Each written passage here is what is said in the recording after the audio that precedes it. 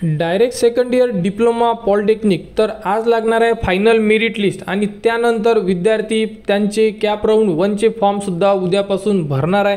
तर बघू शकता साईडवर आल्यानंतर तुम्ही मेरिट लिस्ट कशी चेक करणार याबद्दल विद्यार्थी विचारत आहे। तर मेरिट लिस्ट म्हणजे फायनल मेरिट लिस्ट कोणत्याही क्षणी साईडवर उपलब्ध केली जाणार आणि त्यानंतर बघू शकता मेरिट लिस्ट चेक करायसाठी तुम्हाला काय करायचं, तर इम्पॉर्टंट लिंकचं जे ऑप्शन दिलेलं आहे इथे तुम्हाला एक ऑप्शन उपलब्ध करून देण्यात येणार आहे चेक फायनल मेरिट लिस्ट। तर त्यानंतर तुम्हाला काय करायचं बघू शकता, तर अशा प्रकारे तिथे क्लिक करावं लागेल आणि त्यानंतर तुमच्याकडे एक ID आहे जो DSD पासून सुरुवात होणार आहे, तो इथे ID टाका, तुमची जन्मतारीख टाका आणि कंटिन्यूला क्लिक करा। तुमची फायनल मेरिट लिस्ट तुमच्या समोर ओपन होणार आणि फायनल मेरिट लिस्टमध्ये काय चेक करायचं, तर यामध्ये तुम्ही प्रोविजनल मेरिट लिस्ट चेक केलेली आहे, यामध्ये तुमचा फायनल मेरिट नंबर थोडा कमी जास्त होऊ शकतो, कारण की यामध्ये काही विद्यार्थी कास्ट सर्टिफिकेट किंवा कोणते डॉक्युमेंट्स रिमेनिंग असतात तर ते डॉक्युमेंट्स सबमिट करतात किंवा काही विद्यार्थ्यांचे डॉक्युमेंट सबमिट न झाल्यामुळे ते ओपनमध्ये कन्वर्ट होतात।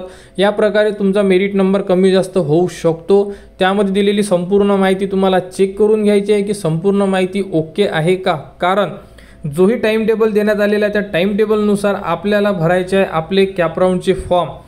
कॅप राऊंडचे फॉर्म सुरू होणार ते म्हणजे उद्यापासून, कारण बघू शकता 11 तारखेला आपली आज फायनल मेरिट लिस्ट लागणार आहे। अजूनपर्यंत साईडवर अपडेट आलेली नाही आहे, परंतु कोणत्याही क्षणी तुमची फायनल मेरिट लिस्ट लागणार आहे। त्यानंतर अपडेट काय आहे टाइम टेबलनुसार, तर विद्यार्थी कॅप राऊंड 1चा फॉर्म कधी भरू शकते 12/7 ते 14/7 म्हणजे 12, 13 आणि 14 या 3 दिवसामध्ये तुम्हाला जे कॉलेज पाहिजे आहे जी ब्रँच पाहिजे आहे ती तुम्ही ॲड करू शकता। फक्त विद्यार्थ्यांना एकच सांगायचं आहे, उद्याला फॉर्म सुरू झाल्याबरोबर अगोदर माझा फॉर्म सबमिट झाला पाहिजे अशी घाई करू नका। 3 दिवस वेळ आहे तुमच्याकडे, फक्त एकच आहे प्रॉपर अगोदर माहिती घेणे, समजून घेणे की नेमकं काय करायचं आहे, कारण एकदा जर तुम्ही फॉर्म सबमिट केला तुम्ही फॉर्म एडिट करू शकत नाही।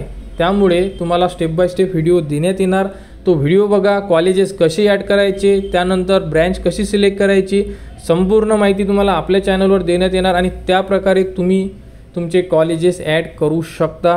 त्यासाठी आपल्या चॅनलच्या कनेक्टमध्ये राहा।